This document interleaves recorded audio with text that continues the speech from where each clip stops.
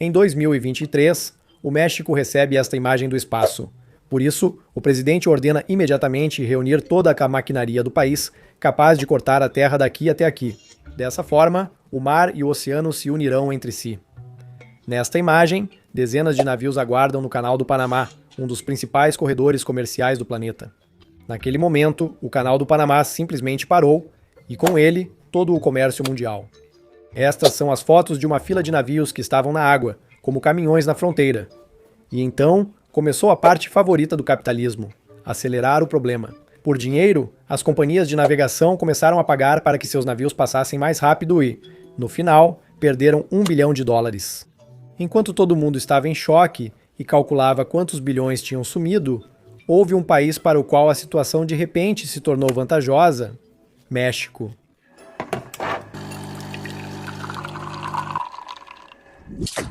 No geral, o México tem essencialmente seus próprios motivos para não gostar do Canal do Panamá. Entre México e Panamá há uma longa competição, e o Panamá saiu na frente com grande vantagem. A ideia de ligar o Atlântico ao Pacífico pelo México não é recente nem do século passado. Se você aproximar o mapa, vai ver o Istmo de Tehuantepec. Ele está ali, e os planos para traçar aqui uma rota entre os dois oceanos já existiam.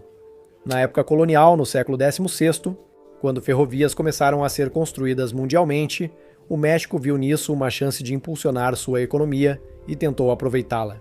A primeira linha desse tipo pelo Istmo foi construída em 1907. Segundo a ideia, deveria fornecer uma rota para o transporte de mercadorias do Oceano Pacífico até a costa leste dos Estados Unidos, quase como uma ponte terrestre. O projeto era enorme. A ferrovia impulsionou o desenvolvimento e a criação dos portos nas extremidades da rota. Para sua época, foi uma grande conquista da engenharia, mas depois tudo mudou drasticamente. Durante a Revolução Mexicana, militares controlaram a via, transformando a rota comercial em instrumento de guerra antes de ela voltar a ser usada normalmente. O Canal do Panamá foi inaugurado em 1914, e isso foi tudo, ou seja, tornou-se imediatamente um monopólio. A estrada mexicana tornou-se desnecessária e foi gradualmente abandonada, causando problemas socioeconômicos na região. Depois veio o clássico. A cada poucos anos, os novos governos tentam, repetidas vezes, reviver a rota, mas sempre tem algo que não se encaixa. Não há dinheiro suficiente, não se encontra sentido, o interesse se perde e tudo é adiado para tempos melhores. A ideia de um concorrente para o Canal do Panamá não surgiu do nada, já fazia parte da história. O mais importante é que o México não precisa criar tudo do zero, pois a base já existe e só precisa ser reativada. O que é o Canal do Panamá e por que ele é tão importante para todos? Basta olhar o mapa para entender na hora qual é o seu atrativo. Uma estreita faixa de terra liga a América do Norte à do Sul, parecendo pedir para ser cortada ao meio, o que só ocorreu em um único ponto. O Canal do Panamá se estende por 82 quilômetros e conecta os oceanos Atlântico e Pacífico, transformando uma ideia geográfica em uma rota viável. O canal foi inaugurado em 1914 e mudou imediatamente as regras do jogo. Os navios não precisavam mais contornar o Cabo Horn, o extremo sul da América do Sul. As semanas extras de viagem e os altos custos sumiram.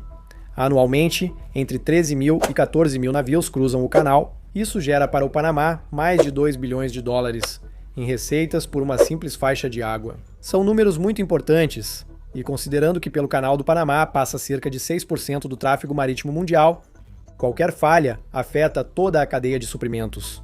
Atrasos, combustível extra, prejuízos econômicos no mundo todo. Se o Canal do Panamá fosse uma pessoa, todo o planeta ficaria doente a cada espirro dele, e foi aí que ele espirrou. Ou seja, formou-se um engarrafamento, e tudo por causa da água, mais especificamente pela sua falta. O Canal do Panamá usa principalmente água da chuva, coletada no reservatório artificial Lago Gatun, e não água do oceano. E é justamente essa água que alimenta as eclusas, ou seja, o sistema que eleva e abaixa os navios ao nível desejado. Cada passagem de um navio pelo canal é muito cara no sentido literal da palavra, as eclusas. Consomem no mínimo 190 mil metros cúbicos de água por navio. Isso equivale a quase 76 piscinas só para deixar passar um navio. Sem água, o canal não pode funcionar fisicamente. E em 2023, chegou uma seca prolongada e o nível da água caiu para valores historicamente baixos. Por isso foi necessário reduzir os trânsitos. Em novembro de 2023, o canal reduziu sua capacidade de passagem dos habituais 38 navios por dia para 24. Foi então que os engarrafamentos se tornaram inevitáveis. As filas cresceram, navios aguardaram nos portos e a cadeia de suprimentos falhou novamente. Mas a seca não afetou apenas o número de navios, mas também o seu tamanho. Quando há menos água, navios grandes e pesados correm o risco de ficarem presos no canal e depois tentam movê-los. Lembra do porta-contêineres que bloqueou o canal de Suez?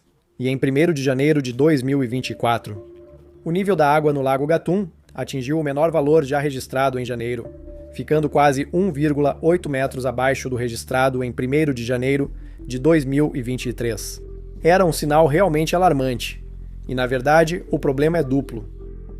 Gatun não serve só para as eclusas, mas também abastece milhões com água potável na região central do Panamá. Cada passagem de navio representa uma disputa pela água entre pessoas e empresas.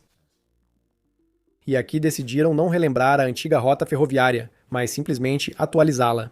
Assim surgiu a ideia de um novo projeto, não mais arquivado, mas completamente moderno. Há vários anos, o México acelerou drasticamente os trabalhos no corredor interoceânico do Istmo de Tehuantepec. O Estado destinou 7,5 bilhões de dólares ao projeto, com uma lógica simples: ocupar seu lugar no comércio mundial enquanto os outros ficam na fila. Essa infraestrutura foi criada para atrair companhias de navegação e centros logísticos que buscam um plano B diante de falhas no Canal do Panamá. Não para substituí-lo, mas sim para funcionar junto com ele, como uma rota alternativa. E não se trata de uma ideia qualquer da qual ninguém tenha ouvido falar.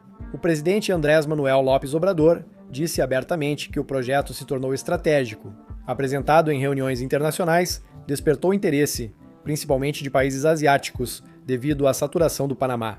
Ou seja, o mundo está preso em um congestionamento e o México diz: "Ei, aqui temos um desvio." Só para deixar claro, ninguém tinha a intenção de cavar outro canal. Seria caro demais e levaria tempo demais. Tem floresta, relevo complicado, clima, logística, enfim, um projeto que levaria à falência.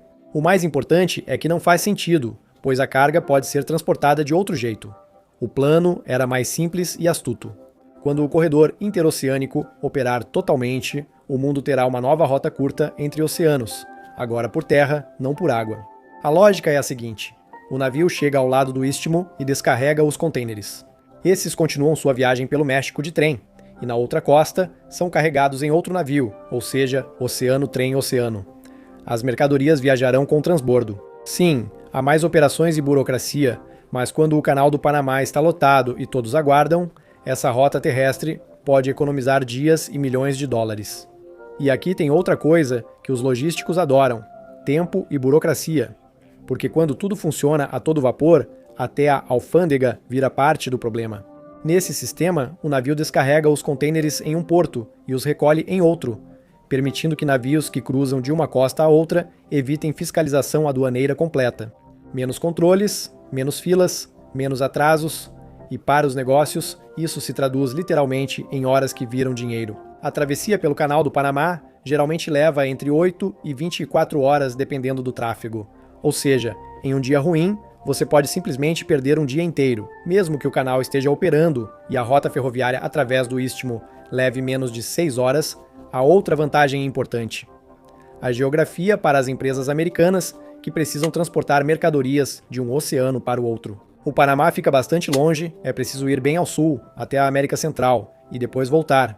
Aqui, a rota é mais curta. A ideia não serve só para desvio de mercadorias ou emergências em congestionamentos, mas também agiliza a logística básica.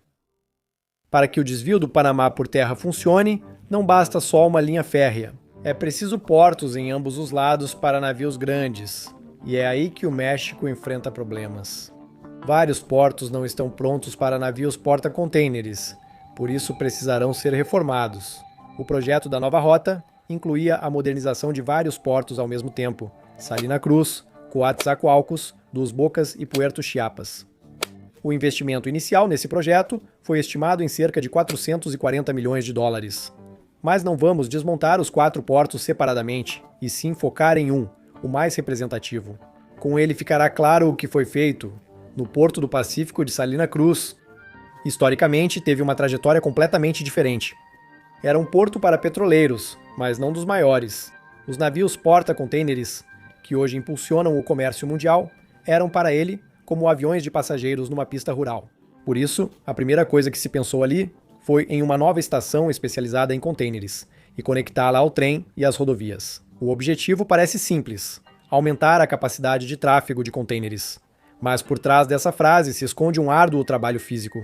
É necessário reconstruir o porto para adaptá-lo à nova economia, iniciando a dragagem. A modernização prevê retirar quase 1 milhão de metros cúbicos de areia e lodo do fundo. Não porque cavar na água seja divertido, mas porque sem isso, navios grandes não entram aqui. A tarefa era concreta: aprofundar o canal de acesso e a área aquática até cerca de 24 metros. Esse é o nível em que o porto recebe porta-contêineres pós-Panamax e, em alguns casos, ultra-large. Um navio equivale a uma zona industrial em movimento. As obras estão sendo realizadas ao longo de todo o canal de acesso e nos antigos cais. Lá, sedimentos se acumularam durante décadas. Agora foi preciso escavar um novo caminho submerso. Não é metáfora, é uma rota realmente profunda. Mas há outro problema. Salina Cruz está localizada na baía de Tehuantepec, um lugar de caráter difícil, com fortes tempestades do Pacífico e ventos muito intensos. As ondas aqui são uma ameaça que realmente destrói a infraestrutura. E o antigo quebra-mar não resistia, se desgastava, as lajes afundavam e durante as tempestades, a água inundava os cais. Por isso decidiram construir um novo, com 1,6 quilômetros. Ele deve ser mais largo, alto e pesado, feito para suportar furacões e a elevação do nível do mar. Em essência, é a primeira linha de defesa de todo o projeto. Ou seja, eles não se limitaram a consertar o porto, decidiram construir um porto novo para que o oceano não o engolisse. Mas os portos são apenas metade da história. O principal era outra coisa. Também foi decidido não reparar a antiga ferrovia, mas substituí-la completamente. Se os trens funcionarem como no século passado, nenhum corredor resolverá. O projeto prioritário do corredor interoceânico incluía a reconstrução de um total de 1.197 quilômetros de linhas ferroviárias. Há várias direções, várias ramificações, um monte de tarefas. Mas para compreender a magnitude, basta analisar um trecho, o mais importante, o que conecta diretamente os dois oceanos. É a linha que liga os portos de Coatzacoalcos, em Veracruz, e Salina Cruz, em Oaxaca. A tarefa parecia simples: aumentar a velocidade dos trens, a eficiência e o volume de transporte anual. Também era necessário garantir que ambos os portos fossem acessíveis e móveis. Descobriu-se então que a via precisava de uma mudança geométrica, não apenas cosmética. No trecho Médias Águas Ubero, foi necessário corrigir a curvatura e as inclinações ao longo de 56 quilômetros.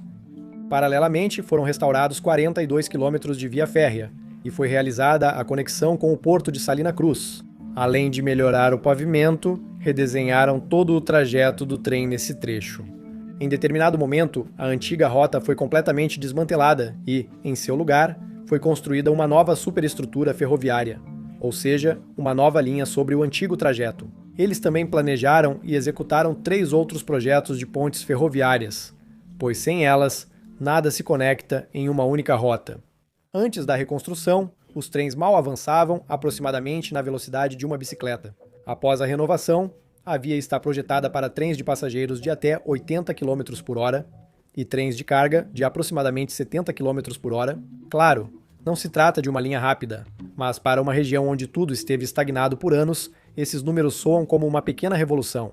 Para ganhar tempo, novas vias foram feitas nos portos e as ferrovias ligadas diretamente aos terminais. Agora, os contêineres vão direto do navio para a plataforma, e o trem parte quase sem demora, sem precisar transportá-los por estradas secundárias. Ou seja, todo o projeto funciona como um mecanismo único: navio, ferrovias, outro navio, menos movimentos desnecessários, mais velocidade e menos etapas entre os oceanos são melhores. A competição desse corredor com o Canal do Panamá aumentará quando a nova rota começar, trazendo grande mudança ao comércio mundial. Não é apenas mais uma rota, mas uma alternativa real ao Canal do Panamá.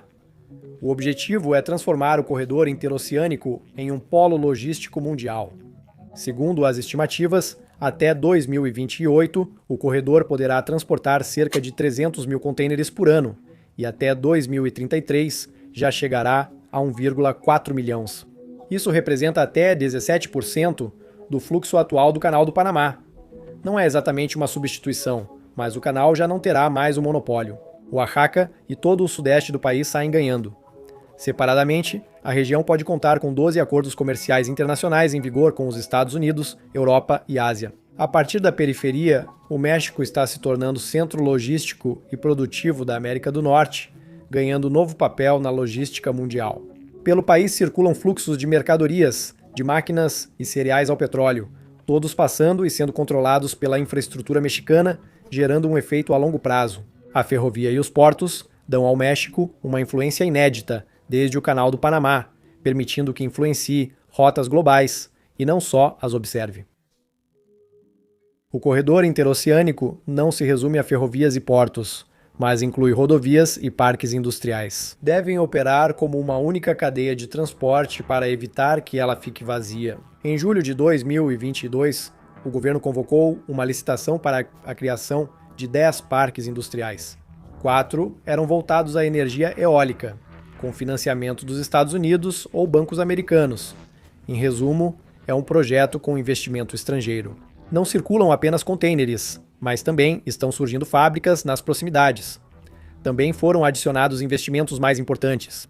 O Banco Interamericano de Desenvolvimento anunciou entre 1,8 e 2,8 bilhões de dólares em financiamento privado para empresas interessadas em se instalar no Istmo. A lógica é simples. Ao criar uma nova rota mundial, é preciso que as empresas realmente venham e se estabeleçam. O México, por sua vez, apoiou abertamente a estratégia dos Estados Unidos de trazer a produção para mais perto. O plano era colocar o corredor em funcionamento e, com base na lei dos chips e ciência, atrair algumas das empresas americanas para o México. O que você acha dessa formulação? O México é o melhor destino para atrair empresas que hoje atuam na Ásia, o que é interessante. O corredor não serve só para transportar mercadorias, mas também para atrair produção e dinheiro ao México. Esse projeto também tem um aspecto humano. Sua zona de influência abrange 115 municípios e quase 9.500 localidades. Ou seja, não se trata de uma construção pontual, mas sim de uma história que afeta toda uma região. O objetivo é melhorar a qualidade de vida no Istmo.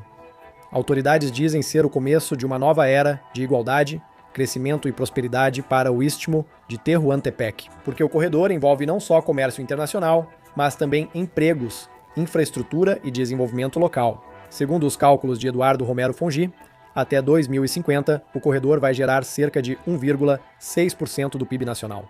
Isso representa aproximadamente 50 bilhões de dólares em investimentos e até 550 mil empregos. Os números já não são simbólicos e, de acordo com estimativas mais recentes, anunciadas em julho de 2023, a contribuição pode ser ainda maior. Uma vez que atinja sua plena capacidade, o corredor pode contribuir com entre 3% e 5% do PIB do país. E é aqui que o projeto deixa de ser regional para se tornar nacional. E a principal pergunta, por que aqui? Por que o corredor passa pelo sul do México e não por áreas mais ricas? A resposta é simples. Esses estados precisam se desenvolver, pois estão entre as regiões mais pobres do país. O território do Istmo de Tehuantepec compreende 79 municípios, 46 em Oaxaca e 33 em Veracruz. E um detalhe importante: uma parte significativa da população aqui é composta por povos indígenas, ou seja, não se trata simplesmente de um espaço vazio no mapa, mas de uma região viva, com sua própria história. E condições muito difíceis. E as condições lá são realmente difíceis. Cerca de 60% da população do Istmo vive na pobreza e 15,5% em pobreza extrema. Se olharmos em um contexto mais amplo, o panorama é ainda mais sombrio. Em 2018, os 6 estados com os maiores níveis de pobreza do México estavam localizados no sul do país. Veracruz e Oaxaca ocupam o 4º e o 3º lugar em pobreza. Nos últimos 10 anos, a situação só piorou. Em Veracruz, o nível de pobreza aumentou de 51,2% em 2008 e em Oaxaca de 61,8% para 66,35%. 35% estão construindo a rota do futuro justamente onde falta comida. A pobreza gera criminalidade, que é um obstáculo direto para o projeto. Analistas afirmam isso claramente. Para ser alternativa ao Panamá, o corredor precisa superar 2 grandes obstáculos: segurança e infraestrutura, problemas crônicos no sul do México. Algumas estradas têm condições adequadas, outras carecem de logística ou segurança para o trabalho. Se essas questões não forem resolvidas, nem 7,5 bilhões de dólares, nem novos portos terão efeito. Recentemente, o projeto deixou de ser só uma ideia no papel. Em março de 2025, o navio de carga Globis chegou ao porto de Salina Cruz, em Ochaka, vindo da Coreia do Sul. Essa escala foi vista como um passo histórico para o corredor. A bordo havia 600 automóveis Hyundai. Não se tratava de caixas simbólicas para um relatório bonito, mas sim de uma carga real que precisava chegar à costa leste dos Estados Unidos. Em seguida, ativou-se o esquema Oceano-Terra-Oceano. Os automóveis foram descarregados em Salina Cruz, colocados em um trem de carga e levados pela ferrovia pelo Istmo. O destino era o porto de Coatzacoalcos, em Veracruz, de onde a carga seguiu para os Estados Unidos. A descarga levou 3 dias, mostrando que o porto já consegue gerenciar esses volumes. E tem mais. Mas é claro, o projeto tem muitos opositores. E quem não tem? Nos últimos anos, comunidades indígenas, ativistas e defensores dos direitos humanos têm se oposto ao corredor interoceânico. Para eles, não é um projeto de desenvolvimento, mas um plano militar que abre a região às empresas norte-americanas. Eles acreditam que o corredor viola direitos indígenas, prejudica o meio ambiente e ameaça a soberania nacional. A reconstrução da ferrovia tem gerado muitas reclamações. Tratava-se do desmatamento de florestas e dos danos às lagoas e aos ecossistemas do Istmo. Os ativistas diziam que o Estado não apresentou estudos completos sobre o impacto ambiental. A construção segue, mas faltam respostas para questões básicas. Enquanto uns contam os contêineres, outros contam as terras perdidas. Os indígenas do Istmo destacaram a perda de terras e o risco da industrialização sem considerar os interesses locais. Segundo eles, isso poderia deslocar pessoas de seu território. A resistência foi efetiva, obrigando as autoridades a intervir e considerar as demandas das comunidades afetadas. Também é preciso considerar o dano ecológico, o que intensifica o conflito. Moradores locais passaram a mencionar o impacto direto na natureza. As pessoas relatavam um desmatamento excessivo das florestas, segundo elas, eram derrubadas mais árvores do que as autoridades declaravam publicamente. Ao mesmo tempo, surgiram reclamações sobre poluição da água em rios específicos. Além disso, há algo ainda mais alarmante. Na área de construção foram identificadas 37 espécies, que estão em perigo ou em risco de extinção. Na lista estão o cutia, o jaguar, o macaco-aranha e a anta. Plantas e culturas agrícolas também foram afetadas. Foram citadas 28 espécies afetadas pelo corredor interoceânico, e talvez nenhuma sobreviva à modernização do Istmo. Mas o México não era o único que sonhava em contornar o Panamá. Esse projeto tem concorrentes. Outros países também queriam conseguir seu atalho entre os oceanos, e um dos exemplos mais conhecidos é que a Nicarágua também planejava sua alternativa ao Canal do Panamá. Em 2012, surgiu uma empresa privada com ambições napoleônicas para esse projeto, cujo custo era estimado entre 40 e 50 bilhões de dólares. Segundo o projeto, o Grande Canal Transoceânico deveria se estender por 278 quilômetros, quase 3 vezes e meia, mais longo que o do Panamá. Em certos trechos, previa-se largura de até 500 metros e profundidade média de 27 metros. A escala era tão grande que o Panamá pareceria pequeno em comparação. O mais absurdo é que parte do projeto previa atravessar diretamente 105 quilômetros do Lago Nicarágua. Este é o maior lago de água doce da América Latina, então o projeto avançava para uma zona de horror ecológico. As autoridades da época estavam convencidas sobre o canal. Tiraria o país da pobreza, daria independência econômica, criaria até 1 milhão de empregos, e não só dentro da Nicarágua, mas também nos países vizinhos. Para um país pobre, isso parecia um bilhete para outra realidade. Já notou que até 1 milhão de empregos é o número preferido em qualquer megaprojeto? E sim, o contexto lá é difícil. Naquela época, a Nicarágua estava entre os países mais pobres da América Latina, ao lado do Haiti e Honduras. Em 2 séculos enfrentou golpes, intervenções, ditaduras e no fim do século XX, uma guerra civil. Porém, o projeto ficou só no papel. As finanças não foram bem e a empresa HKND fechou definitivamente seus escritórios em abril de 2018. O projeto, apresentado como uma nova maravilha do mundo, ficou suspenso até que, de repente, a história ganhou vida. Em novembro de 2024, o presidente da Nicarágua, Daniel Ortega, voltou a apresentar o plano do Canal Interoceânico. mas a proposta imediatamente gerou uma onda de críticas. Tecnicamente complexo, ecologicamente perigoso, economicamente duvidoso, e é aí que tudo ficou em suspenso. A Nicarágua volta a sonhar em dividir o continente, mas só o tempo dirá se terá sucesso. Já especialistas dizem que o projeto mexicano não substituirá o Panamá. Anualmente, mais de 8 milhões de contêineres e 14 mil embarcações passam pelo canal, o que é muito. A ferrovia pode aliviar parte da carga e criar alternativa para que o canal não tenha monopólio. Do ponto de vista diplomático, México e Panamá buscam diminuir conflitos. O embaixador panamenho afirmou que as rotas se complementam. Em vez de competir, como costumam dizer, no que está errado, e você deixa o like. Até logo.